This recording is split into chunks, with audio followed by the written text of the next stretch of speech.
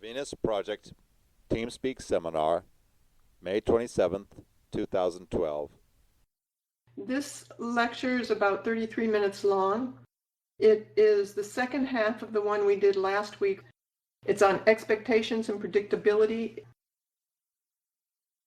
I mentioned a while back in one of your audio lectures about like a 2-minute hand holder as far as relationships, that you might like to hold hands for 10 minutes, but I like to hold hands for an hour. That's okay. How can you, in doing a survey... If a person needs hand holding, you do it. If a person needs that. But as far as compatibility, let's say somebody needs to listen to music to produce something, but... You must expect that. So, but if it's somewhat of a burden on me, I can't produce what I produce listening to the music. And you say that if you like certain things about them, let's say you like 8 things about them and 4 things you don't like. So you keep away from that area, or you tell them that you've been brought up to dislike that kind of music, or you've been brought up this way, and say, well, that's terrible. And I say, I don't want to argue with you, I'm just telling you the way I was brought up. I always cross my heart before I go off a diving board. I don't feel comfortable unless I do that. So your question is, can I live with that? No. And you have to disassociate from that area. You know what I mean by area? I never discussed religion with my mother because I can't. In the old days, I didn't know how. And no matter what I said, he said, I still believe in God. That means she was terribly insecure as a person. But if you say you're terribly insecure, she doesn't say that's right. I believe in a higher power that looks after us. There's too many wonderful things in nature that I can't explain. So I assume that all of this did not come about by itself, that somebody up there did it, designed it. And you say, well, how do you account for earthquakes? She says, after I die, I'll understand all that. There's a lot, the Lord works in strange ways. There's a lot of things I don't understand, which I will later, that people are talking like that. And I'm afraid of those people. I am afraid, so I don't associate with them.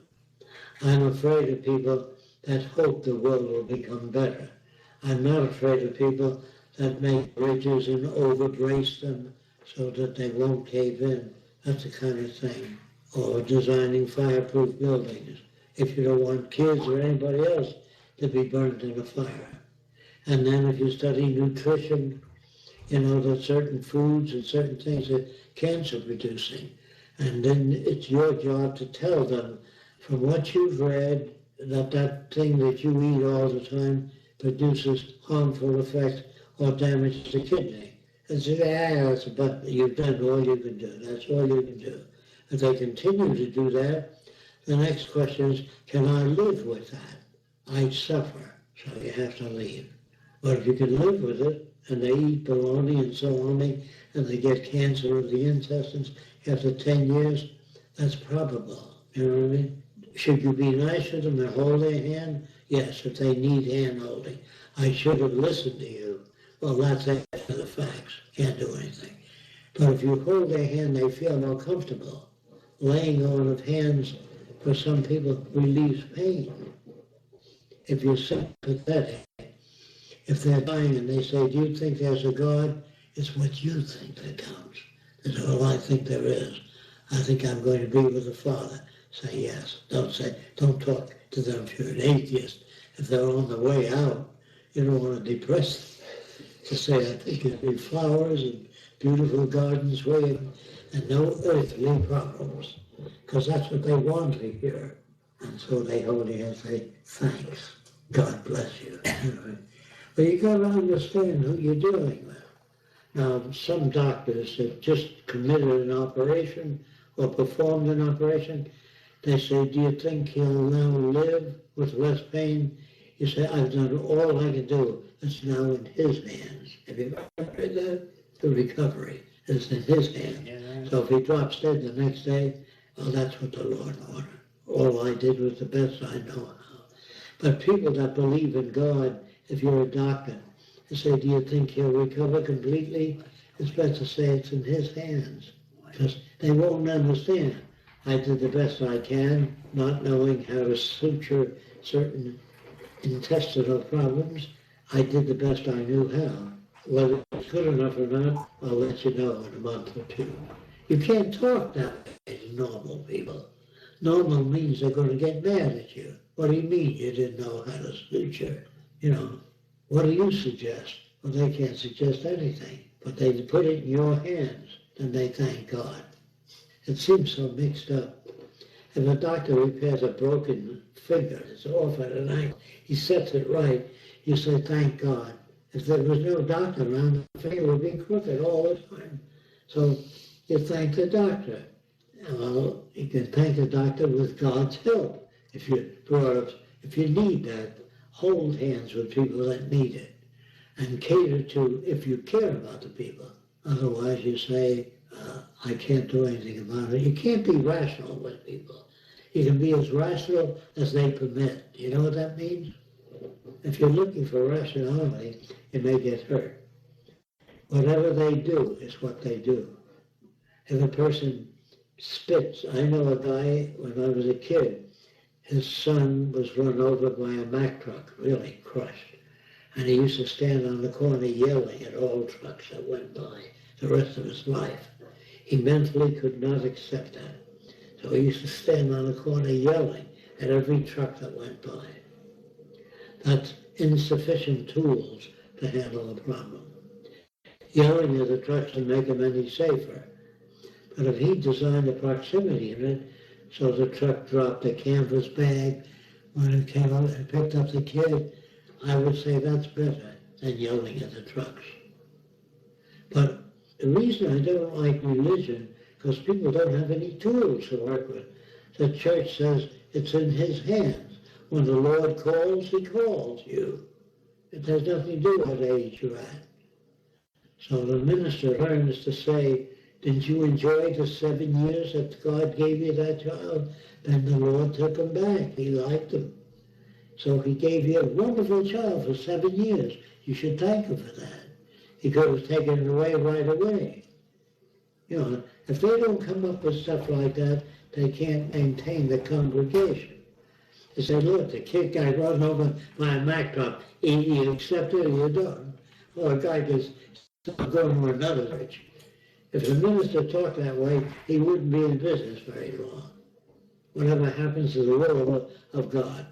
That's what they do in the Arab world. It's the will of Allah, no matter what happens. If a bridge caves in or a bus goes off a highway with 1,000 people in it, it's the will of Allah. Well, if you accept the will of Allah, if you oppose the will of Allah, you're not a good Mohammedan. You know what I mean? Whatever happens is the will of God, earthquake or anything. And I've heard a blind man say, he said it to me, since I lost my eyesight, I really learned to appreciate vision. Can you understand that? He said, that's the Lord's way of telling me, I gave you eyesight, I gave you hearing, I gave you taste, and you bitched a lot. Now that you're blind, you now understand. Sometimes when a person's crippled, he watches people running and envies them, just being able to run. If you lose the use of your legs, you're going to either sit home and look out the window, or you're going to say, I sure envy those people that are able to run. They don't appreciate what they've got. So if you appreciate whatever you've got, there's a tendency for you not to grow. Everything I design, I change continuously because I don't know everything. So I accept the fact that I'm going to change things. If I don't, other people will. If I don't keep up with it, I will fall behind. So I try to read technical briefs. They're not always productive, but I have to read a lot of shit. There's a lot of stuff I don't agree with. Technical briefs are just technology without human concern. And technology with human concern is a system I identify with. I would say, what is all this for? Why do you want to build a new world? Why do you care about what people do?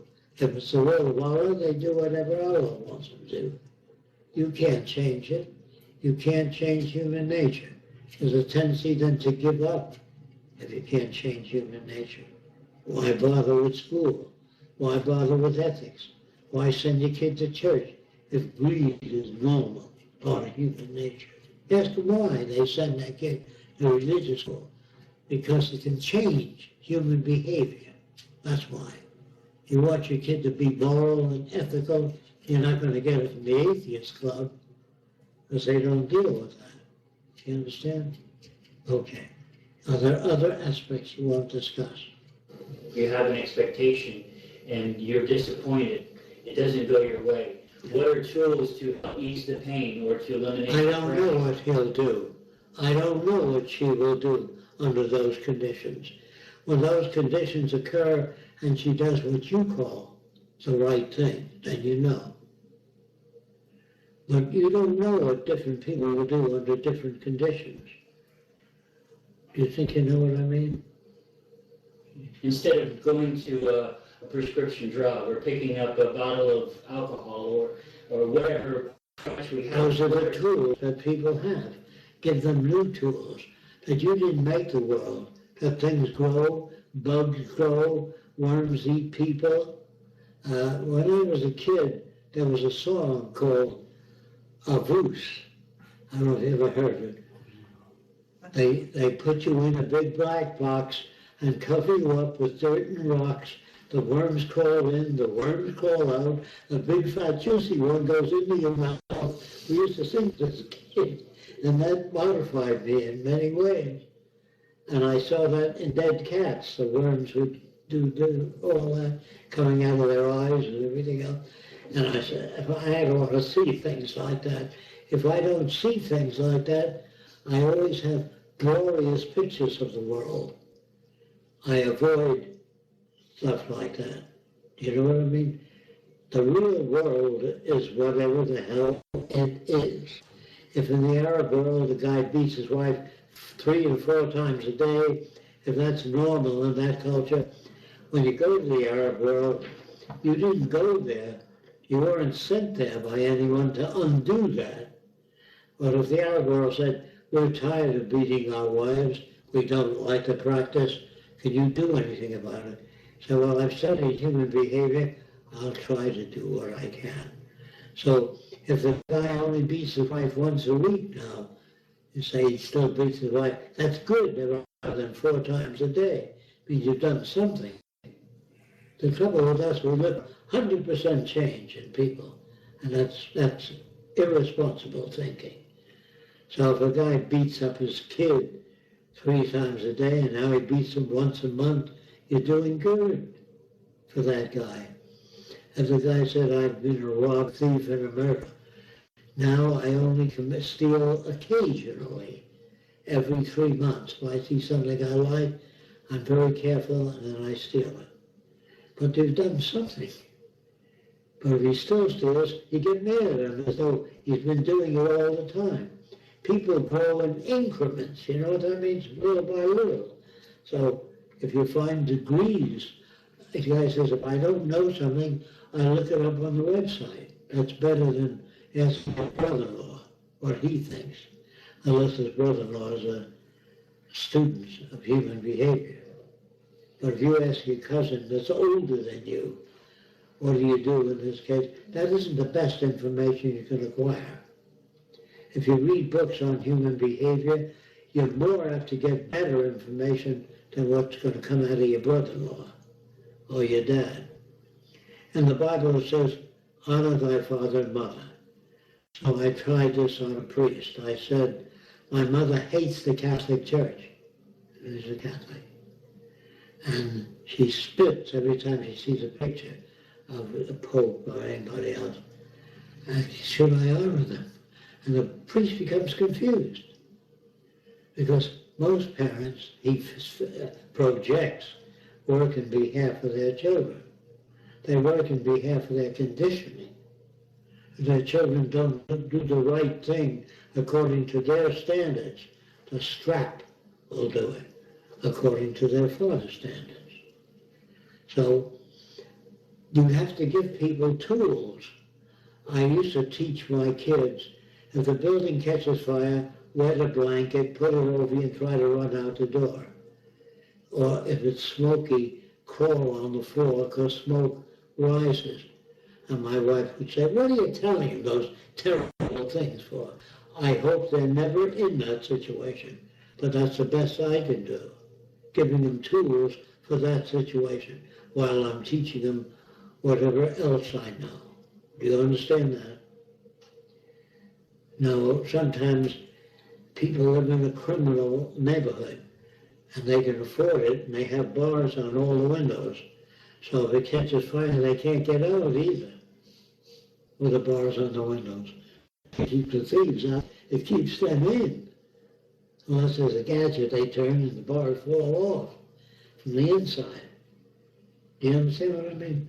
So I can't handle that. I can only do what I know. And if it doesn't work, I don't say, Jesus, if I only knew that. I say, look, I didn't know that. So I never made a mistake in my life. I never did the wrong thing.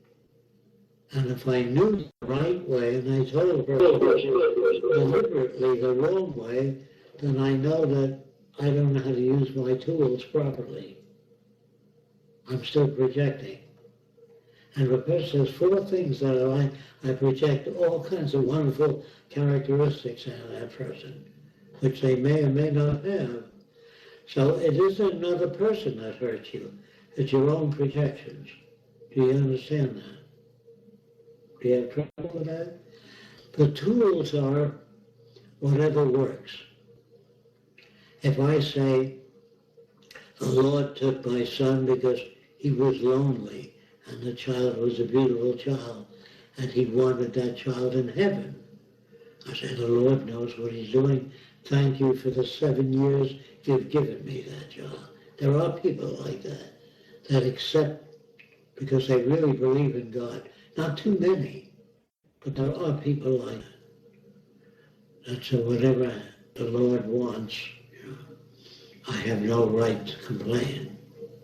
He made me, he made my son. If he took him back, it's his son too. So you can rationalize your way out of every hole. Do you understand what I mean? If you're brought up that way. The people of India, a lot of them, are brought up to believe that they're put on earth to suffer for their bad karma. So the more you suffer on earth, the more you're paying off karma that you committed in another life. Do you understand? So a person says, geez, the house went down, I lost 3 kids, I'm paying off my karma. Well, in India, it's easy to accept renunciation of all material wealth because there's not enough to go around. So it's a good philosophy in India. Won't work in New York at the stock exchange. The word success, if a successful person is a person that says, I don't believe in business and I don't believe in the money system, absolutely, totally rejects it. And he sleeps under a bridge. He wears old torn clothing. They say he's a bum, he's a failure. He's successful to his values. Can you understand that? A millionaire doesn't give a shit about people that makes millions. That's his ambition. He's successful to his values in that area, making money. So what's a successful person?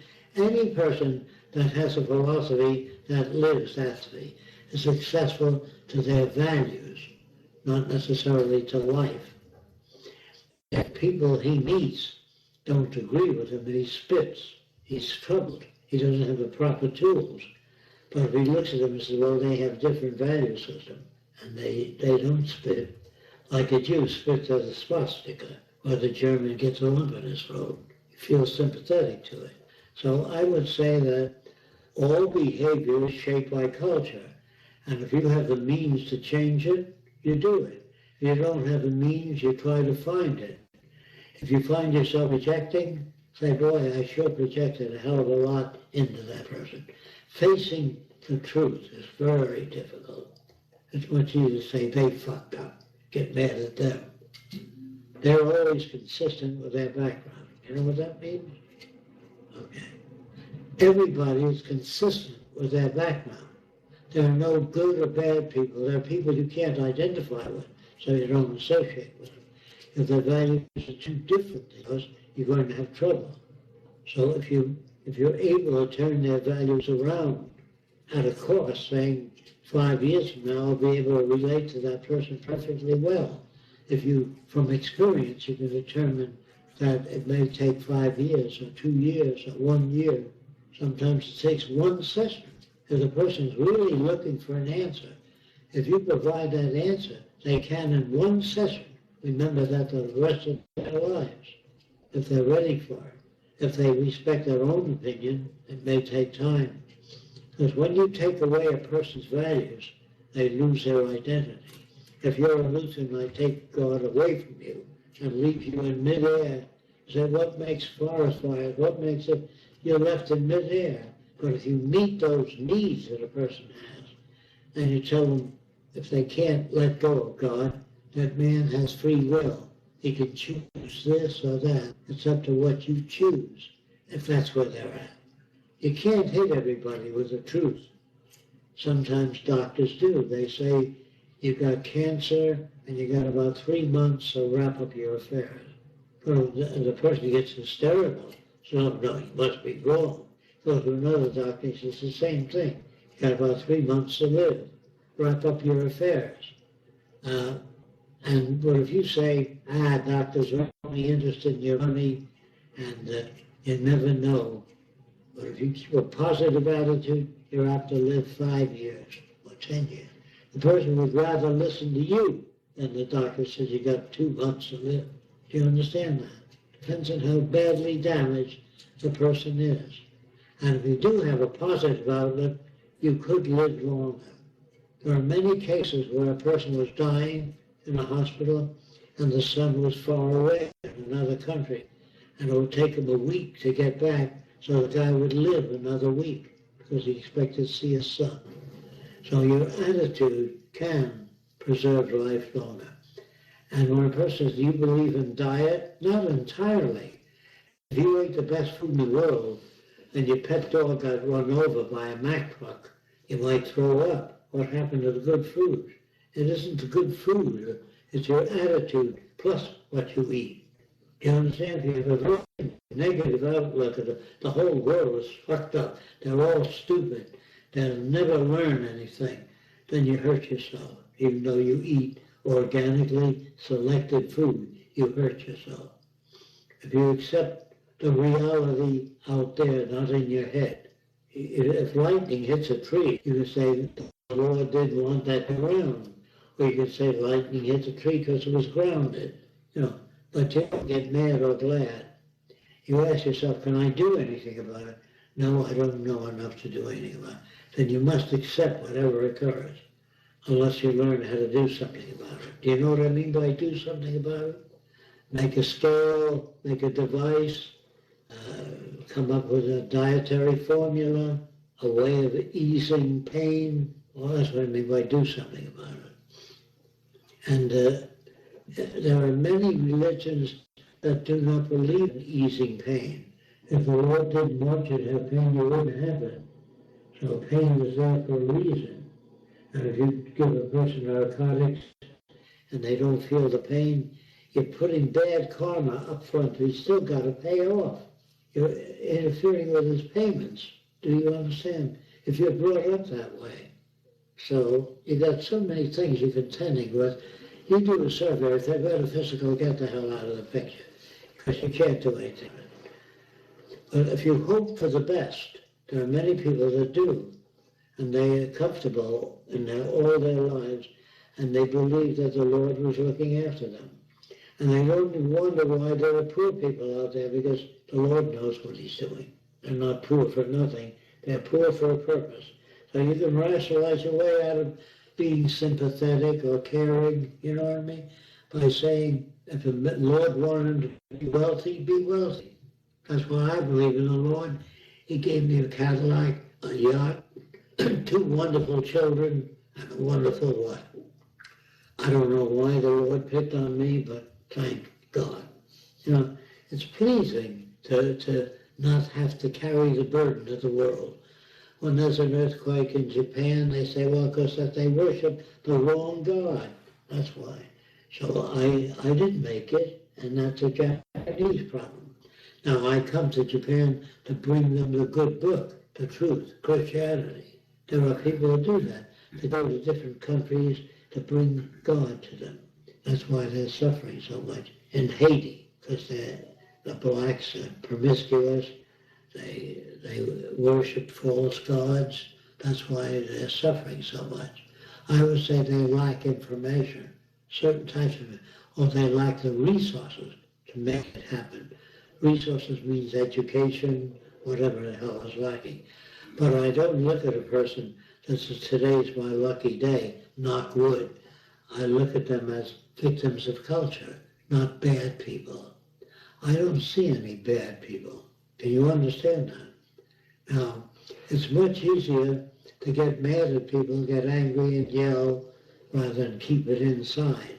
If I do something that Roxanne doesn't like, she says, it's a terrible thing. As long as she gets it out of her system, but if she swallows it, she hurts herself. Do you understand? If you really can't accept what I say, the best thing to do is to tell a person, I didn't like what you did Saturday. And what was that? It's because you didn't tip your hat when you saw Aunt Minnie. There was a time it was normal for a guy to tip his hat walking down the street. In France, they used to have a pisser that was about up to your chest, so you couldn't see the guy pissing. But he used to tip his hat to people walking by while he was pissing. Now you say, that's obscene, that's terrible, if that's where you're coming from. Everything that another person doesn't know about is unacceptable. That is, it doesn't flow through their head smoothly. You take an Indian, they made a movie called Eskimo years ago. They took an Eskimo, brought him to New York, educated him, but he still wanted to go back to the igloo. And near the end of the picture, he goes back to the igloo, because that's where his identity was. With his mother, his father, the seal hunting. New York was too much of a change. Can you understand that? That's why some older people say they've gone too far, because they were brought up under farming conditions, different conditions. The guy that grows food hydroponically is not living naturally. And if they get mad at you, just say wearing clothes is unnatural. Living in a house is unnatural. Wearing eyeglasses is unnatural. You know what I mean? What are you going to do with all that? So are there people that live unnatural? I'd say most people do. Brushing your teeth is unnatural. In Polynesia, the women used to chew coconuts every morning, and that cleaned their teeth. But they had to pick out some coconuts from between the teeth. But they used to chew food and push it into the baby's mouth, like that, with their tongue. And that gave the children more antibodies from the older person. But they didn't do it for antibodies. They did it because that's where they were brought up. When the witch doctor throws his son-in-law into the volcano, he's not a bad guy. He's doing what he's been told is what the volcano needs to stop erupting. But there's so many different types of conditioning. So many different things that people believe that have no basis at all, and they have no way of knowing. And people kill other people because of their value differences. Do you know what I mean? There's always somebody wanting to kill you no matter what you believe. You said what we want is predictability. Well, this is what people really want, but you can't have it by wanting it. You can have it by learning. But is it worthwhile to try to seek a high degree of predictability from many people? People who have problems, they want predictability. If you fall in love 400 times and the girls disappoint you, the girls didn't disappoint you. It's your own projections that disappointed you. You didn't know what they do under certain circumstances. So expectations and projections are really the same thing? Yes, expectations and projections.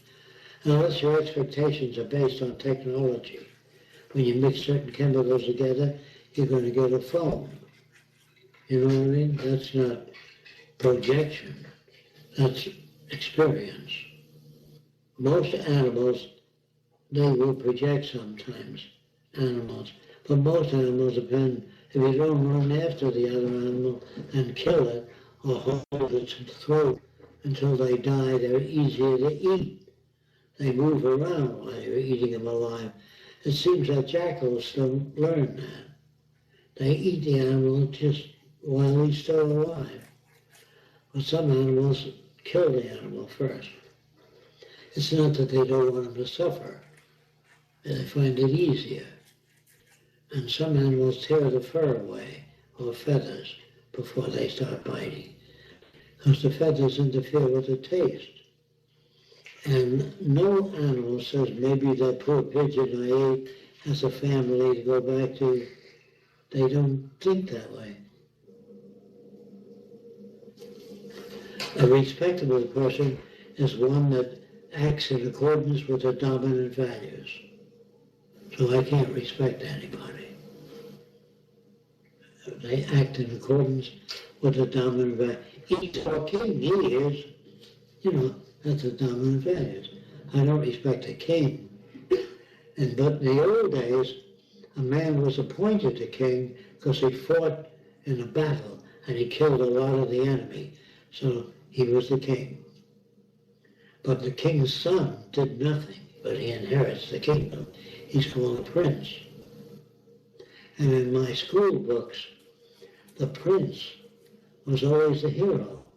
And the nations with kings and queens were respected. The queen said this or the king said that. All my school books upheld old cultures. Did your school do that? Did you have the sacred prince? And I looked at princes and as people that ran the community with a fucked up value system. Other things poisoned me, whatever I've been exposed to. I wasn't right or anything. I was exposed to enough bits to see the falseness of that. In my neighborhood, there were so many different belief systems that my parents used to say, that's a good belief system, that's a bad belief system. And the people that I got to know that were in the bad belief system were good people. So I saw good and bad in all people. In the old days, that's the language we used, good and bad, or right and wrong.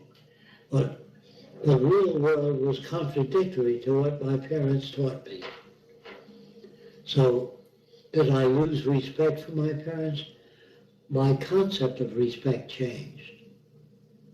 But I never told my parents that your belief systems are limited, because that wouldn't work. You get a spanking. Okay. There are a lot of social experiments existing in appearing communities that are much, much closer to a resource-based economy than anything else.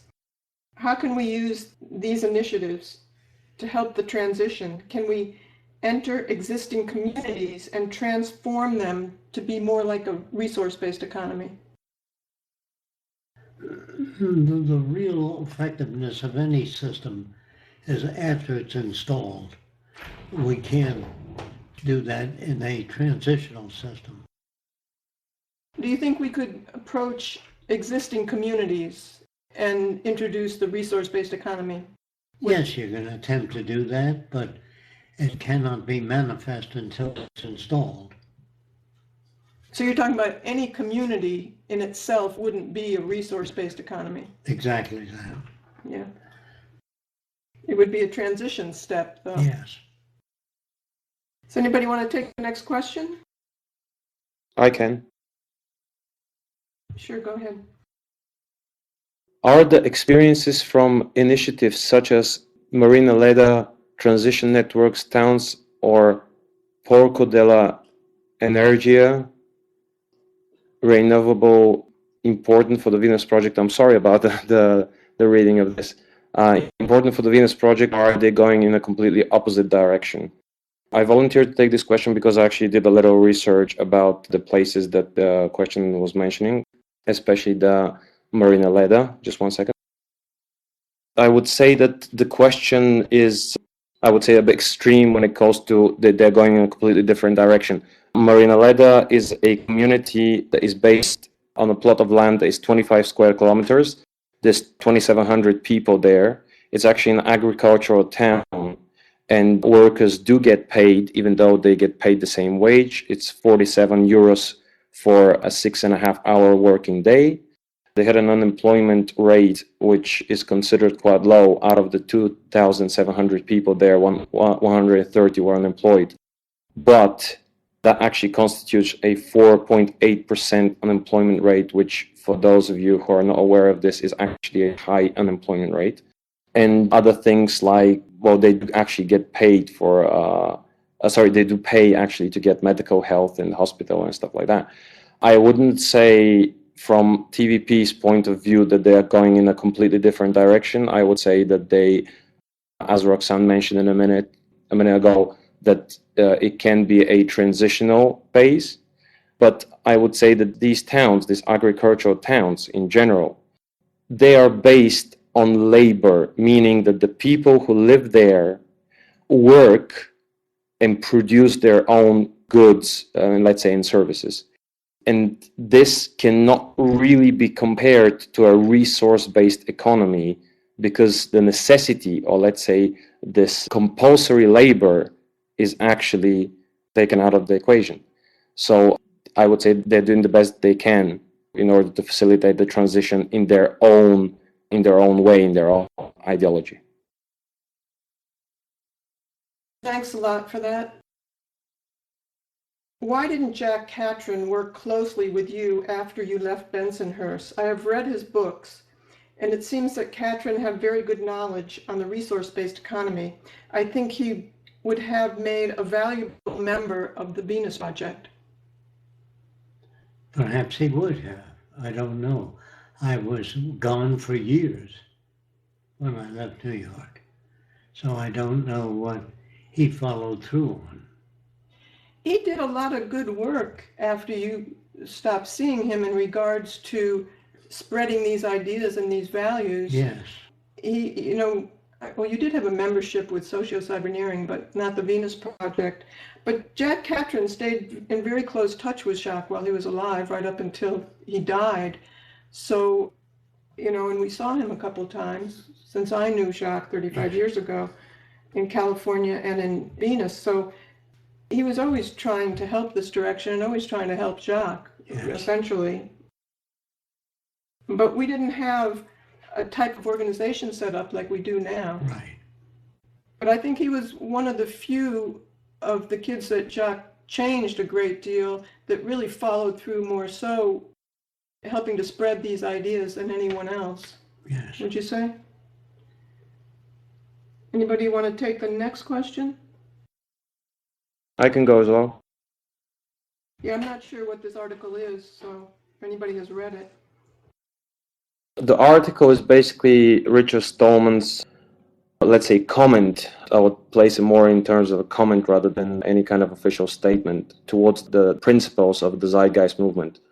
And I would say that I guess there's some kind of a misunderstanding. He points, let's say, 3 points that basically their statement has some flaws, but I really don't know what this question has to do with the Venus Project.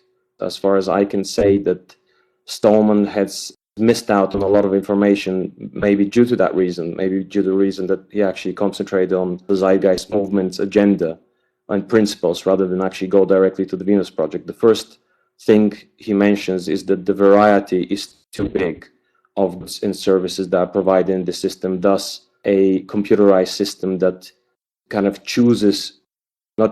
decides what to be produced and how much resources to be involved is too difficult to accomplish, which again, it's a bit difficult to actually constitute at this stage, because today we have very, very advanced systems that manage such productions. Maybe he's not aware of this. The second thing he actually mentions is that we cannot predict the changes of values, in that some kind of values there might not be, let's say, applicable for the culture that we're traveling towards. I'm sure that you would find the lecture of Jacque Fresco, Functional Ethics, from 1974 1980 lectures. There actually explains about values. There's another lecture which actually, the name of it is called Identifying and Changing Values. I'm sure that you would find that interesting too. And the third thing he actually says is that he actually states that there's a human nature, and the aspect of this human nature, the tendency to compete, there's no solution for that in this statement of principles of the Zeitgeist movement. Yet again, I would like to conclude that this is the statement of principle of the Zeitgeist movement and not of the Venus Project, and that the last, his third point, is not really valid, as everybody who's actually read a lot of information from Jacque's books and listened to a lot of his lectures, we know that the tendency to compete is not human nature, as there is no human nature. No, I don't usually comment on that because that's another person's point of view. And I can only deal with the Venus Project, and the person's giving his own limitations. And so I don't deal with that. Yeah, you're correct about competition. It is generated by society. If you don't have competition in this society, you don't get goods and services. So you're always trying to compete and win out over somebody else's well-being, actually, when it comes down to it. So that really wasn't about the Venus Project. You're right. Thanks for the comment on that article. Changes take some time. Can we talk about certain percentage of a resource-based economy? This is 40% resource-based economy community. This is 80%. This is 95%, for example. And can we put it like a game, like a challenge for existing communities to change and become fully resource-based economy? No, it would serve no useful purpose. Yeah, there's a big controversy about people starting their own communities or feeling that they could approach communities and change them to a resource-based economy, or they would understand it better because they live communally. I think it's a great idea to introduce this value system or resource-based economy to any existing community that's working. In some ways, they might understand this more so if they are living communally. But these are communities that started just for self-preservation. They didn't start understanding the direction of a resource-based economy or the Venus Project, nor are they advocating that. They're living pretty much, that I know of, the different communities, pretty much within themselves to have a higher standard of living and being more cooperative. And that does work in some instances, and others that they can't exist within the monetary system and be able to make it and have resources. So there really are no communities out there that are basing their designs on a resource-based economy. If we had a community, it may not be totally self-sufficient, the first community within the monetary system. I don't see how it really could be unless we had a tremendous amount of money put into it and resources by different people who donated it. I mean, that is a possibility. But what we're advocating is a total social global systems approach. And it's a total socio-economic system that's new in all aspects. And if we get the first city going, when we get the first city going, there might be many different variables how that might come into existence and what that might look like within the monetary system. But ideally, it would have people in that first city that are all working toward, in some way, working toward a global resource-based economy. There would be people who would be writing books. Hopefully we would have full, complete studios for films, doing gaming. I mean, doing the things we're trying to do now, but all in one location with resources so it could happen more so. We'd have technicians there, technical people who are working on the next city, who are working on the automated systems to make the next city better. Hopefully we would have a theme park of the future, what we call a theme park of the future. It wouldn't be just entertainment, but it would be a theme park where people would go and actually see what a resource-based economy on a global scale would look like. So they have something to aim toward. Everything that would be done in the theme park would be to understand the values and the direction and the shortcomings of what people are living in today. So when you talk about existing communities being a resource-based economy, they aren't at all, nor did they think about it in these terms. So we'd ask you to learn more about what a resource-based economy is and what our notions might be like and what we're advocating. You can't superimpose it on existing communities. There are all kinds of different communities that are existing today. Some are very metaphysical, some are very religious, but they're not really advocating a resource-based economy. But that doesn't mean that we don't stop talking to them or inviting them in with what we're doing or trying to explain what we're doing more so. If they can incorporate any of those things, that would be fine. Okay, Jacque, please, will you detail what similarities there were between Katrin's Walden 3 and what it would be like living in the Venus Project? There's no sense in doing that because he didn't consult with me on that design, so it was Katrin's interpretation of what he felt the Venus Project would be like. But it had nothing in common with the actual workings of the Venus Project. Have you ever read Stuart Chase's book called The Proper Study of Mankind? If so, what are your thoughts on it? I would say, since he did not touch the system and offer an alternative design, I have no comments. His main aspect was communication and semantics, which was insufficient for attaining a resource-based economy. Jacque, can you elaborate on your thoughts about social transition from the monetary system to a resource-based economy? Well, roughly, this system would undergo violence when they cut out the support of the poor. When you cut out medical and sufficient funds to buy food, people will form large groups and break store windows and take what they need. If not for themselves, they'll do it for their own children. Then I believe that the existing establishment will call on the National Guard to try to maintain order as best they can. That won't work. The troublesome area would be the transition, because we don't control the transition. The transition will be monitored by the establishment. There's going to be a lot of problems, assassinations, murders, crimes of all sorts. The transition will not be smooth. That's all I can say about it now. I think the best hope for the transition is what people do to work towards it, to introduce, these ideas, although we've been working at it for a long time, are really relatively new to the general public. And it depends on a lot of people come to us and say, what are you going to do? How do you get the transition? When's it all going to come about?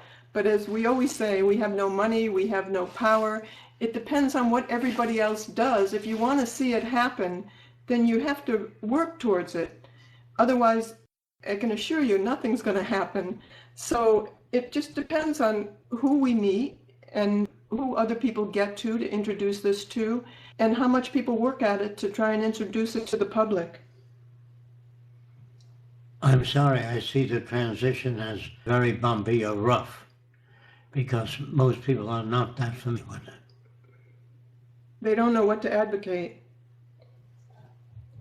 Anybody want to take the next question? I can try to answer that. Is there an easy way, with examples possibly, to convince people that politics will not solve people's problem? I live in Egypt, and now people have really high expectation about the elections, and I wish to change the mindset. I would say it's no easy way to change people's mindset if they already made up their mind. They really have to start questioning the system first, and then you can present the shortcoming and solutions. One of that ways, which actually may be useful to make them understand that most of the politicians don't know anything about social change or anything.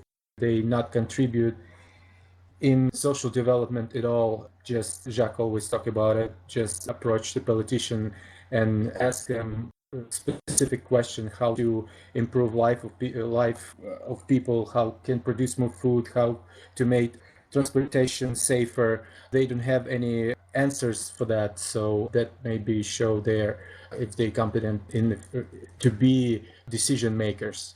But if you would like to change the mindset of people, it's not something that you just go and approach them with different views. You have to make it in a certain time when by social pressures are right, when they're ready to make the next step, when they're looking for a different solution. You can present the different views, you can educate them about the system, and so on. When politicians attempt to solve problems, they have no idea how to go about it. It's only when they fail that you might get some new ideas in. Okay, thanks. Can we live in something like a resource-based economy before most people adopt this direction, creating such communities with our labor and creativity? How to organize this better? How to organize it most helping the transition? How do you organize something like, do you see as a next step small communities to only if the majority of people know about the Venus Project and they say, how do we go about it? And we give them a blueprint. Only when they ask the question, when they're ready to do that. If they're not ready for it, you have to wait till the system collapses entirely. Otherwise, people don't really give a damn unless it affects them. When they can't get a job and don't get relief and don't get food in an emergency, they'll be looking for answers. What about people within those who want to see a resource-based economy do small communities toward it? Do you see that? Well, it's better than viable? nothing, but it's not the answer. I know there are some people who have come to us and said, we'd like to do a Venus Project community, we'd like your blueprints, we'd like you to oversee the people, we'd like you to do this and do that. And they were dictating what the community would be like. This is not something we feel we're interested in putting our time and energy in right now. The only way we would do this, the only way Jacque and I would do this is if we had enough fundings to do it. Because, you know, we initially took 20 years to do, or 25 years to build this ourselves with no funding, having to work, no outside funding. We had to finance the whole thing. We had to make the buildings by hand. It just took too long. It wasn't worth it. We had to do all the models, the renderings. You know, we did all that. And it's something we really don't want to go through again with very minimum funds. This is not what we're trying to advocate for our time. We are trying to get a large city going, a larger city going. We are sending off blueprints for quotes. We do have people that may be able to get quotes for the engineering and the architectural plans. We're working on all this, but we wouldn't take on our time and energy to try and have people go out and get donations from few people. It's a huge job in terms of funding to buy land, to get materials to build. I mean, people think it might be very easy, but it's really not. And it's kind of a waste of our time, we feel, to start on that level again and not go to the next step. I think if people want to do small communities, so it's easier for them to live and get through certain things together as things start to fall apart, this is fine, whatever people want to do to make life easier for them.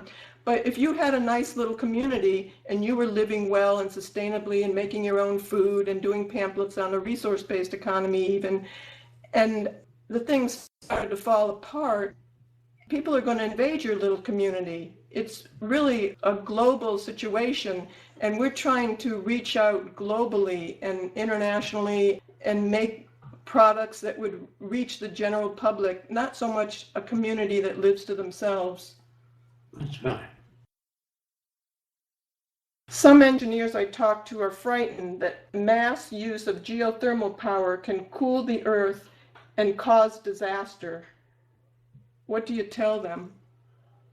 I don't tell them anything because they don't understand how we convert geothermal energy to electrical energy. Jacque, we were thinking of starting a political party, but in the manifesto to abolish the political system as it is today, Why do you think that politics does not work? Well, politicians do not work.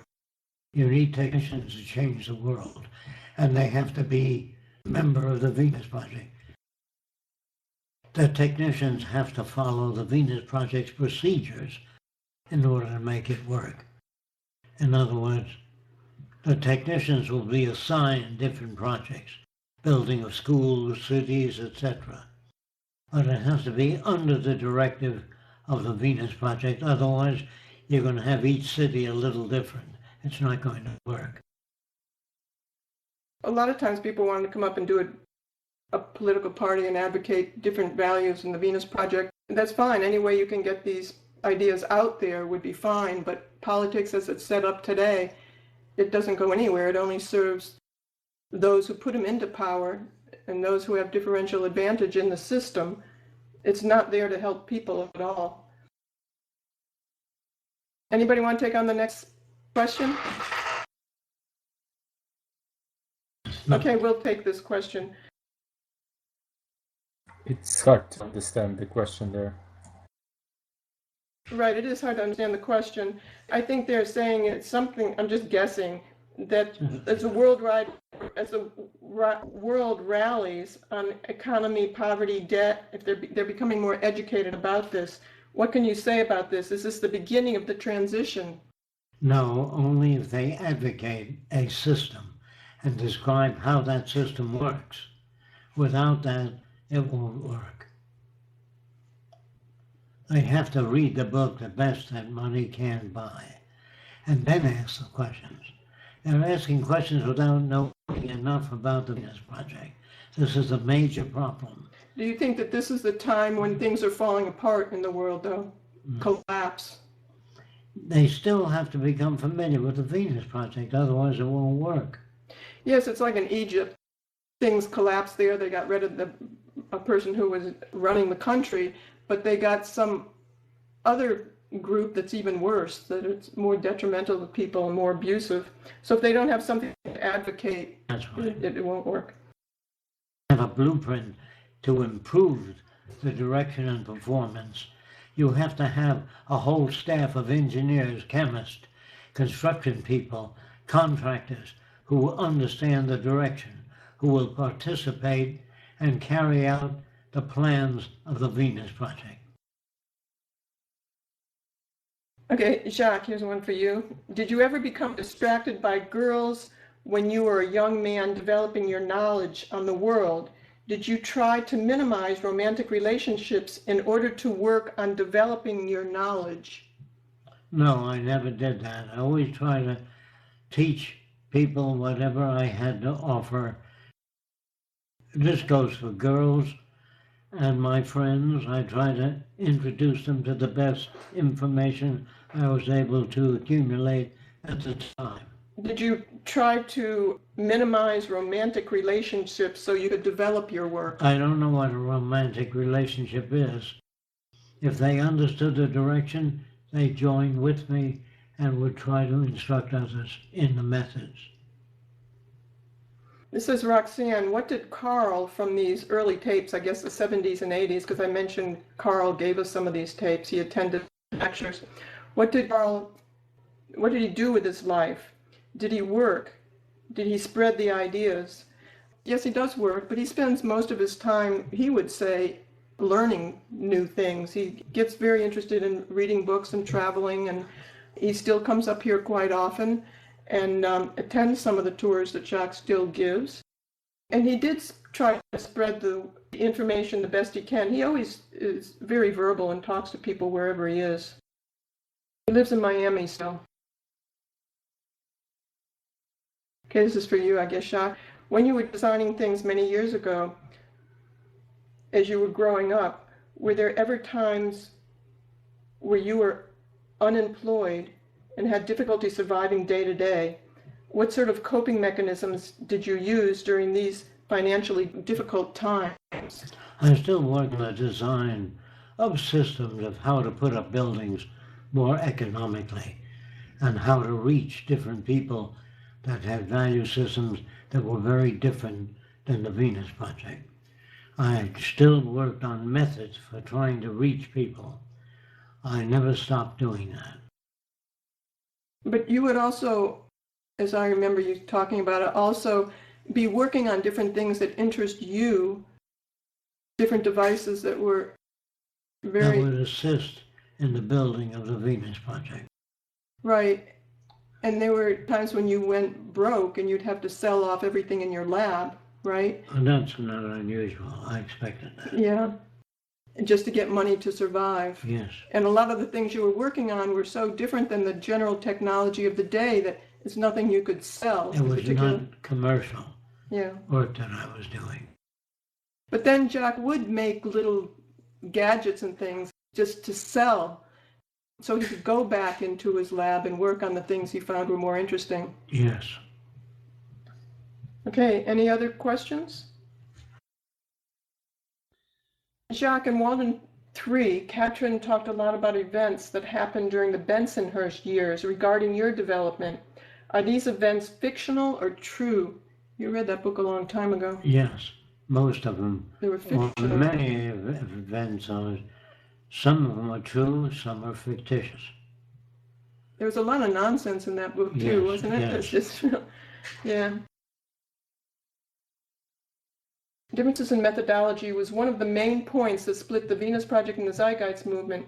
Jacque mentioned once that he not only worked on the essence of a resource-based economy, but also for years on methods. Learning about methods seemed to be essential. Are Jacque's methods about how to approach people laid down somewhere, or do we have to grasp them in little bits? The book is called The Best That Money Can't Buy. Read that, then ask your questions. There's so much information in terms of how Jacque approached people. And even if you looked at if you get some of his old lectures from the 70s and 80s, you'll actually see him talking to people who, some of them would come over and over again. And so the lectures would get more interesting on specific details and different topics. And then you would know when people would come in and they'd be more of an introductory lecture. So you'd see how he works on people through those lectures. There's really a wealth of information in those lectures. And all the material that we have is trying to show up Jacque's methods of reaching people. So I don't think you'll miss them in all the lectures on the CDs and DVDs and his books that we have. In a resource-based economy, equality is achieved. But what will happen to people who work for recognition? Will the unique character of the person be lost? I'll have a go at that if you like. Sure, go ahead, Sue. Okay, well, first of all, we'd have a different mindset about working for recognition. We wouldn't be working for recognition. We'd be working for the good of society. So that whole recognition, I want people to know that I've done this, would be, at the end of the day, really, it's an ego thing. And as ego will eventually be overcome, that sort of mentality, that sort of a mindset won't exist. But that's got nothing to do with the unique character of a person. A unique character of a person will all be unique in our own ways anyway. Some people will like more towards the science side. Some people might tend more towards the artistic side, whatever. But that won't be anything to do with wanting to work for recognition. Again. Say that again? I didn't have my I finger. said, very good, Sue. Thanks. Yeah, I wanted to mention something about uniqueness of character. When people understand how they get their behavior and that they really are products of environment and it's nothing special that they did personally, even the idea of being able to work at long hours to achieve things, this is achieved incrementally with people. So people will have so many more new abilities to do things and achieve things when they understand that anybody can learn anything and achieve many things. So people will be more multidisciplinarians. So this whole fallacy of just being unique because you know how to do something will be lost because you'll understand that anybody can learn how to do many things. Yes. If they're in the right environment and learning situation for that person. And recognition will be looked upon as a sickness in the future. Yeah, people do things because they believe in what they're doing. They believe the world will be better. their lives will be better, and people will have less conflict. Do it for recognition. They do it to build a participatory, sustainable society. This question is for me, I guess.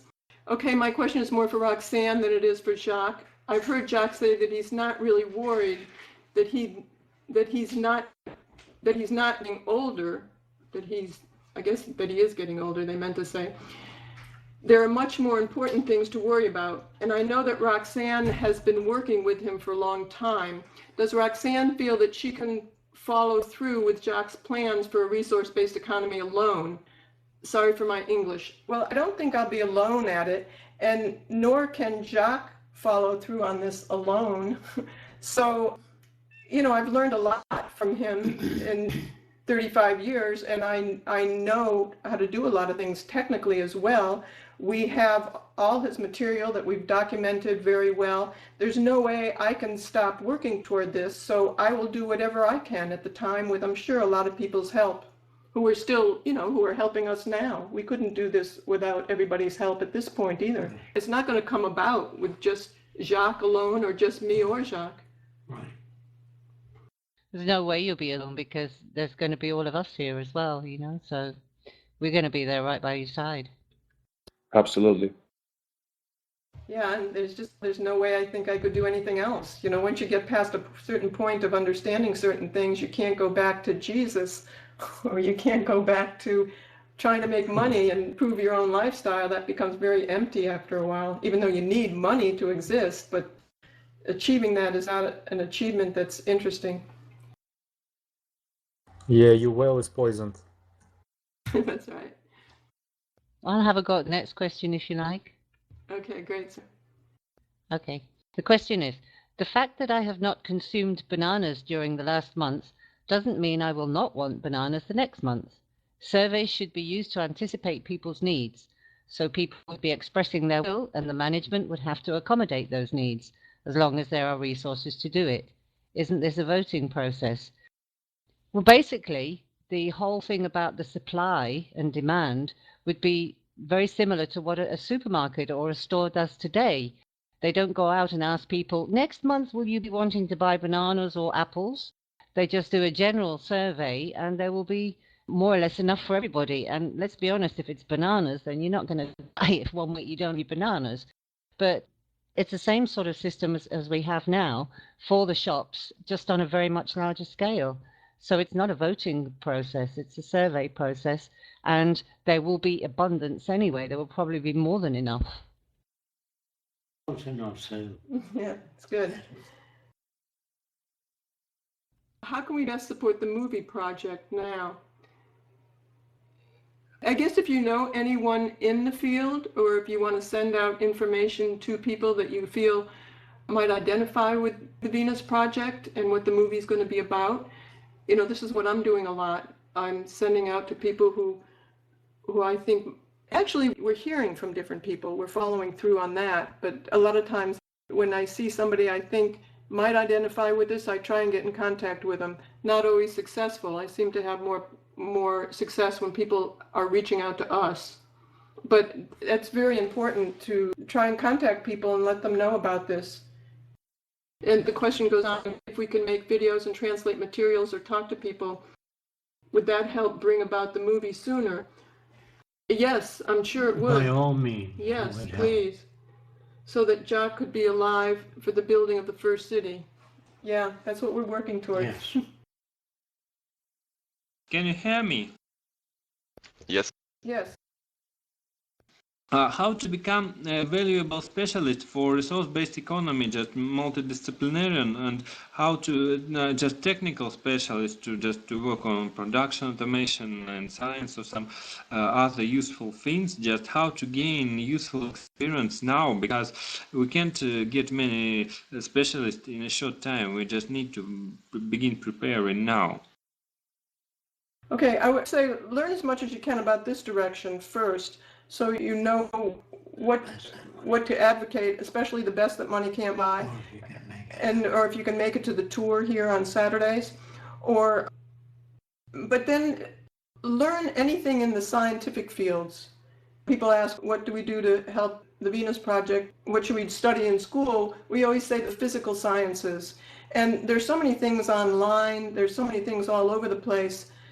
If you begin to understand science is questioning everything and everything is related to other things, then you kind of automatically start to go between different fields.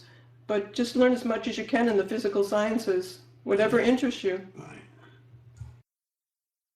Roxanne, everything means nothing. It is just what to, how to learn, how to become a specialist, how to earn my living until I don't work, I don't have money to come to Venus. So, and if I come to say, how can I help the Venus Project if I don't have, how can I help creating in the first city if I don't have valuable skills? So I think I need to just to work on some progressive enterprise that will be then provide useful experience for just production automation or other areas just for creating first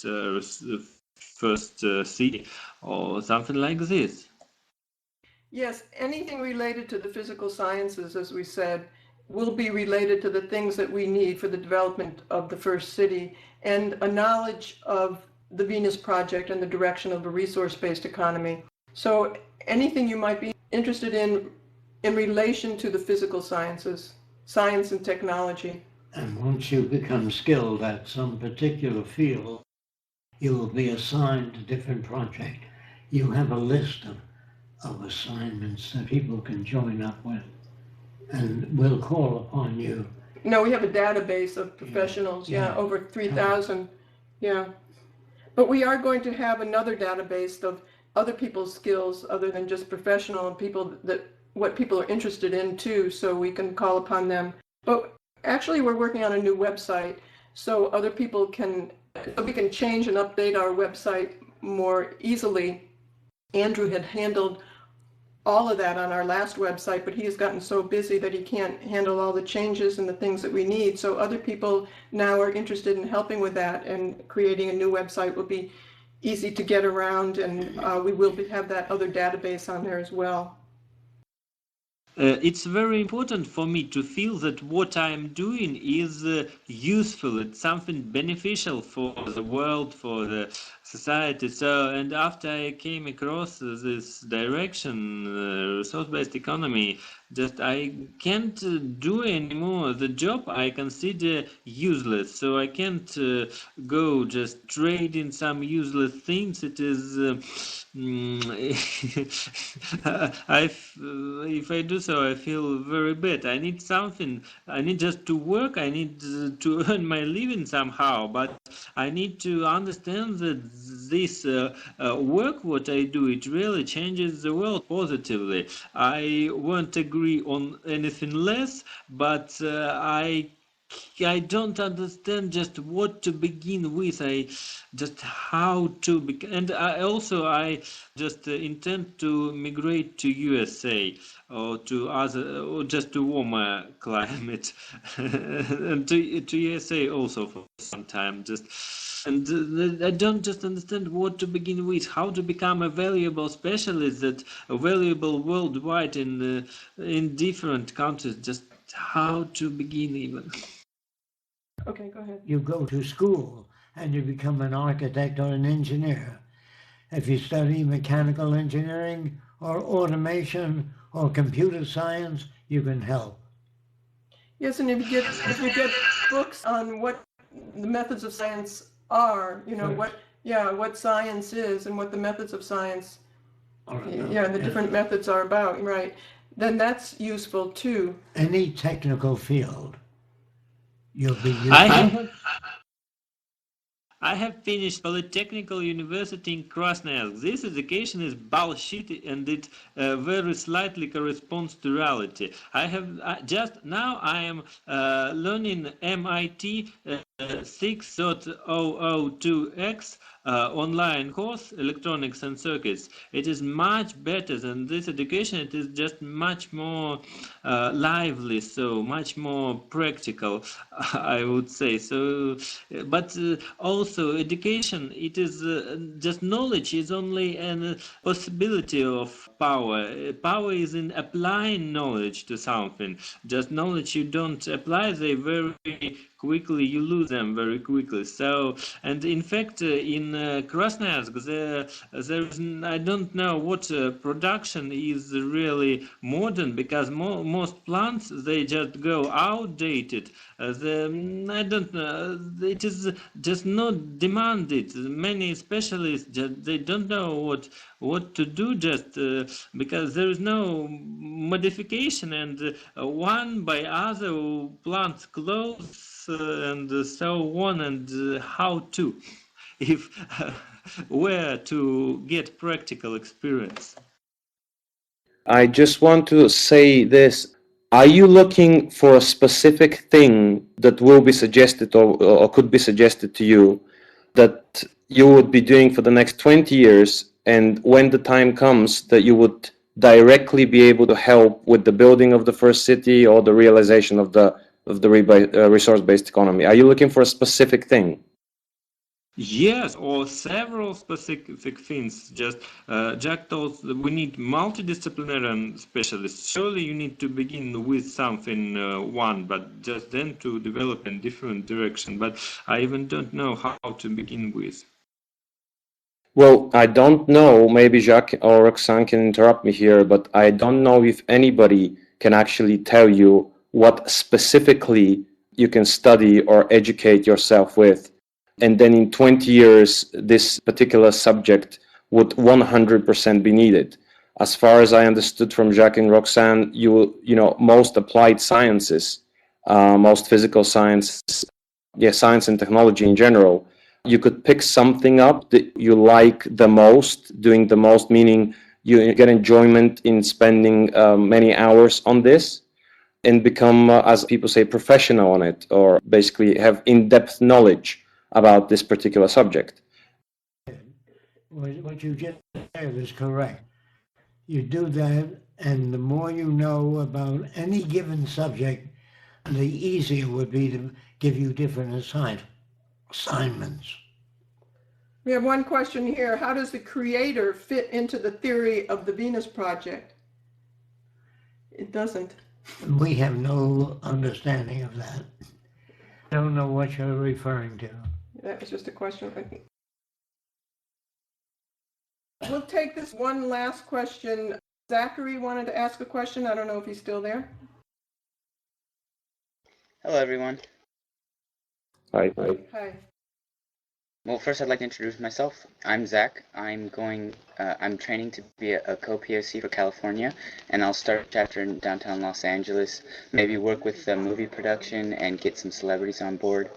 And to go straight to my question, however, when I'm talking with other TVP members, a popular subject that likes to be brought up is religion.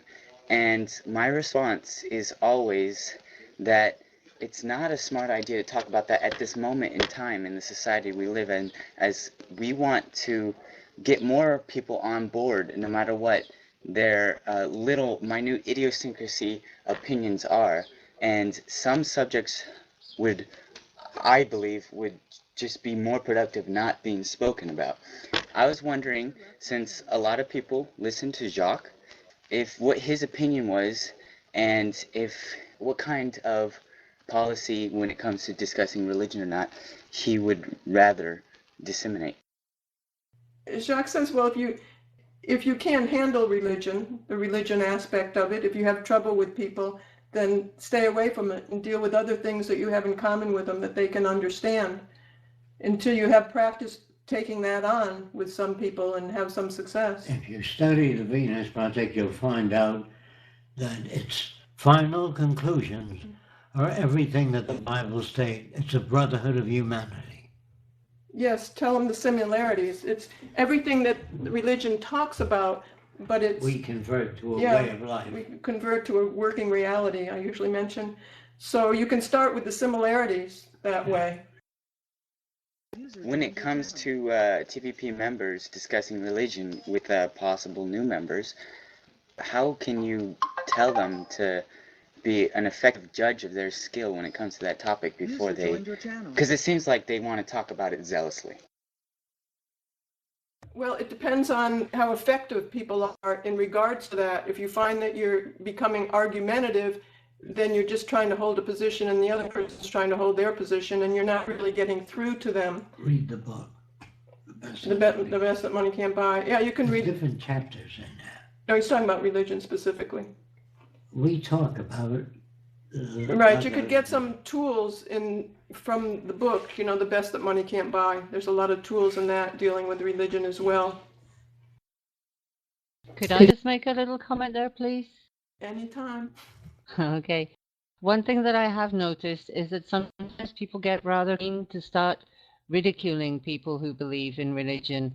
And whilst I understand it can be tempting sometimes because we think we know so much now, you know, we are awakened and all this kind of thing, we have to be very careful not to offend people. And I think sometimes the tone that people take with religious believers is offensive. So I think we have to really watch the way that we answer these kind of questions so as not to offend anybody, because we're only going to close our ears if we do that.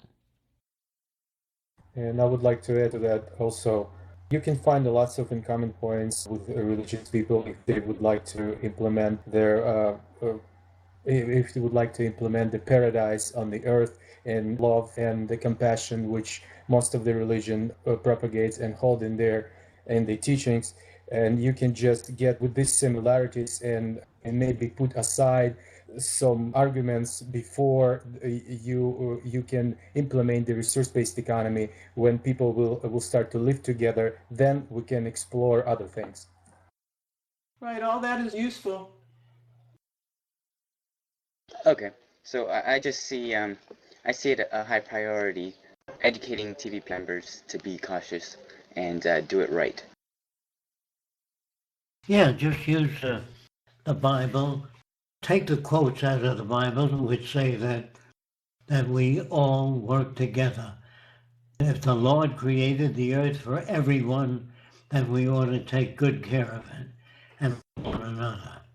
Because all people need the same thing: clean air, clean water, food, a relevant education. We'll make sure that everybody gets that. Yeah. And if that isn't good enough, I don't know what religion is. And you can use their own tools. You know, there's a lot in the Bible, like thy will be done on earth as it is in heaven. You can use those. There's no money, no business you in can heaven. use those. Tell them that. You're telling There's them. no money, no business in heaven, no private property. And so I would say the Venus Project is the nearest thing to interpreting religion into the brotherhood of humanity. You can use their own tools like that from the Bible to show them what it could really mean on earth and how we can achieve what religion talks about. So you can practice it that way as well, without hitting them on their religion, but expanding what that might mean. Okay, I guess we'll wrap it up for today. We really appreciate all your help, everyone, and all your comments and questions, and we'll talk with you next week. Jacque's got a mouthful of apple pie, so he says thanks too. Good appetite, Jacque. Yeah, enjoy it.